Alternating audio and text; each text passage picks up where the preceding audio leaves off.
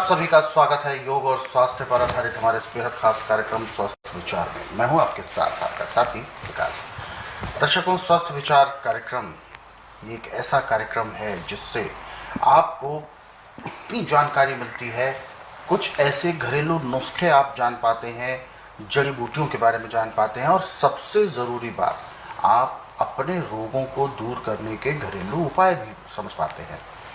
जिन चीज़ों का प्रयोग आम तौर पर हम भोजन के रूप में या अन्य चीज़ों के रूप में जो हमारे रसोई घर में उपलब्ध होती हैं चीज़ें, उन सब को हम प्रयोग करते हैं, परंतु उनको औषधि के तौर पर हम प्रयोग करना नहीं जानते हैं, तो हमारे शरीर में कई प्रकार की व्याधियाँ उत्पन्न होती हैं। सामान्य उपचार करके हम उसको ठीक कर तो सकते हैं, परंतु कर नहीं पाते हैं क्योंकि जानकारी नहीं होती।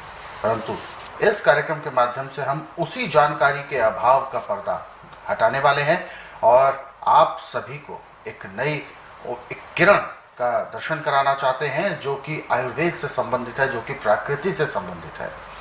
रोजाना अलग अलग विषयों पर, अलग अलग रोगों पर चर्चा की जाती है, नुस्खे सलाह आपको इस कार्यक्रम के माध्यम से दी जाती है और इन सभी विषयों में हमारा मार्गदर्शन करते हैं जाने माने असाध्य रोग निवारक गायत्री सिद्ध पंडित श्री लक्ष्मण दास रतन भारद्वाज जी।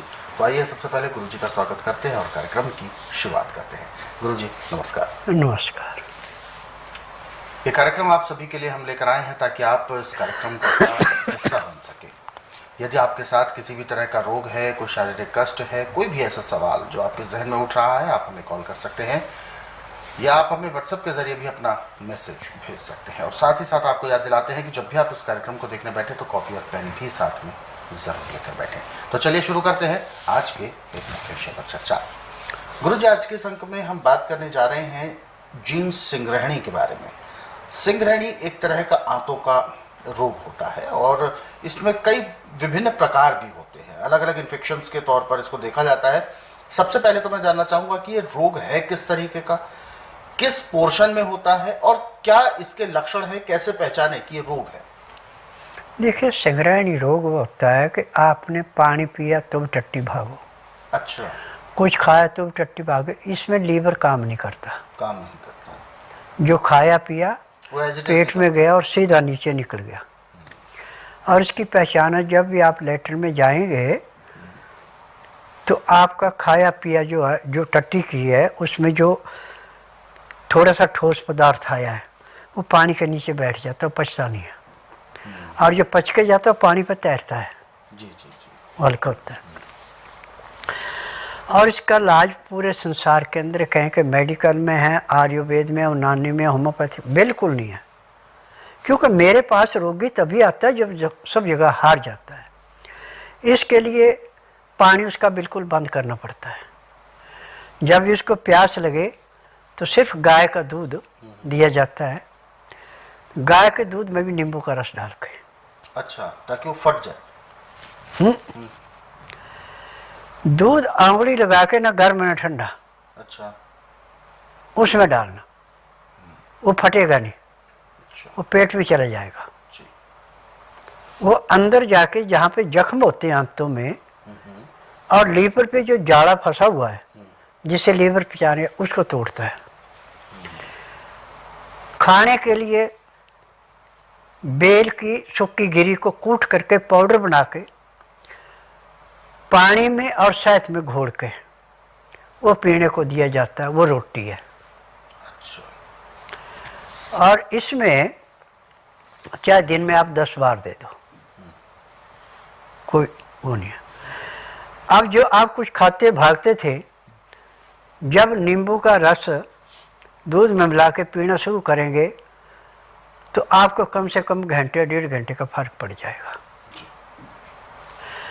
और जब बेलगिरी का गुद्दा लेंगे तो अब 2-2.5 घंटे का फर्क पड़ेगा। अब दिन में 4-5 ले लिया, हफ्ता 10 दिन में आपको 24 घंटे में एक बार जाना है, तो वो शेड्यूल बन जाएगा। हाँ, फिर 15 दिन के बाद फिर आपको अन्न देना शुरू करेंगे। अन्न में चलेगा सबसे पहले बासमती के चावल 20 ग्राम और मूंग साबुत लो चाहे दड़े हुए लो छिलके वाले 30 ग्राम। और इसमें 2 लीटर पानी डाल के उसमें हल्का सा सिंधा नमक या काला नमक डालना, 5 या 7 दाने डालने काली मिर्च के पीस करके, और 2 चम्मच डालना इसमें हल्दी। अब इसको मिट्टी के बर्तन में ढक्कन दे के धीमी आंच में थोड़ी थोड़ी देर में इसको हिलाते रहने का, इन्हीं के नीचे बैठ के जल जाए कि पानी में एकदम सूप जैसा बन जाए। जब देखा कि आपके पास सिर्फ आधा किलो के लगभग रह गया, उससे भी थोड़ा कम हो गया, तो उस बर्तन के नीचे से आंच बंद कर दो, ढक्कन लगा रहे। आधे घंटे के बाद जब आप उसको देखेंगे तो उसमें काफ़ी गर्मी घटी होगी, जो उबल रहा था वो ठंडा हो गया। उंगली लगा के देखो, यदि उंगली बर्दाश्त कर लेती है उसको, तो थाली में डाल के अब उसको खाना शुरू करो। खाते समय अपने पास अब इसमें पानी भी चलेगा। पहले 2 गिलास पानी के उबाल करके रख लें। जब उनका टेम्परेचर 15 से 18 डिग्री रह जाए तो उसके अंदर लहसुन, प्याज, अदरक पीस के उसका रस निकाल लें 2 चम्मच। एक चम्मच दोनों गिलासों में मिला के ढक के रख दें। अब जो कचरा बचा इसका वो उस जो आपने खिचड़ी बनाई है या सूप बनाया उसके अंदर डाल के खाना शुरू करें। तो उसमें 2-4 ग्राय खाने उसके खाए, ऊपर से 2 घुट पानी पिया। खाना खाने में पानी पीने पूरा 1 घंटा लगाना। उसके बाद दातन कूड़ा करके 5 मिनट के लिए वज्रासन बैठना। वज्रासन से उठ करके कम से कम 20 मिनट तक थोड़ा आपने टहलना है। उसके बाद आपने आधे घंटे के लिए सब आसन लेट जाना। 5 मिनट के लिए बाईं साइड करवट लेनी, 3 मिनट के लिए दाईं साइड करवट लेनी, फिर सब आसन लेट के बाईं साइड को करवट लेके उठें। अब आपके शरीर में इतना हल्कापन आएगा जैसे आप 8 घंटे की निंद्रा पूरी करके उठे। अब उसके बाद दिन का टाइम है, यदि आपका कुछ काम करने को मन करता तो काम कर सकते हैं, उसमें कोई मनाही नहीं काम करने में। परंतु पानी आपने जब भी पीना तो लहसुन, प्याज, अदरक का रस मिला के पीना, ऐसे पानी नहीं पीना। रस निकालने में आपको आलस है तो आप लहसुन, प्याज, अदरक सलाद के रूप में बना के उसको खाते जाएं, मुंह में डाल के पानी भर के चबाते जाएं, पानी पीते जाएं। तो आपकी संग्रहणी चाहे कितनी पुरानी से पुरानी है, 15 दिन में टोटली समाप्त हो जाएगी। परंतु ये परहेज आपको कम से कम 1.5 महीना लगातार करना है, तब जाके आंतों के अंदर के जख्म साफ होंगे। अब आज पूरे संसार के अंदर जो रोगी कहीं ठीक नहीं होता वो मेरे पास आता है, और इनके हिंदुस्तान का आता है। इसमें चाइना से, नेपाल से, श्रीलंका से, दुबई से, अमेरिका से, कनाडा से, सऊदी अरब से, नॉर्थ कोरिया, साउथ कोरिया, सब जगह से मेरे पास मरीज आ रहा है। जिसका इलाज कहीं नहीं उसका इलाज मेरे पास, क्योंकि मैं नाड़ी वैद्य हूँ। मुझे 10,000 जड़ी बूटियों की पहचान है जिनसे मैं दवाइयाँ बनाता हूँ। मेरी दवाइयाँ रजिस्टर्ड है, पेटेंट है, इनका साइड इफ़ेक्ट कोई नहीं है, और मेरी अपनी फार्मेसी दवाइयाँ उसी में बनती हैं। दवाई केवल उसी मरीज़ को दी जाती है जिसका नाड़ी परीक्षण होता है, बिना नाड़ी परीक्षण किसी को दवाई नहीं दी जाती। तो ऐसे में गुरुजी, क्योंकि संग्रहणी रोग एक ऐसा खतरनाक रोग है जिसमें कि अक्सर ऑपरेशन के लिए बहुत जल्दी इसको रेकमेंड कर देते हैं। संग्रहणी ऑपरेशन से वो ठीक नहीं होती। अच्छा।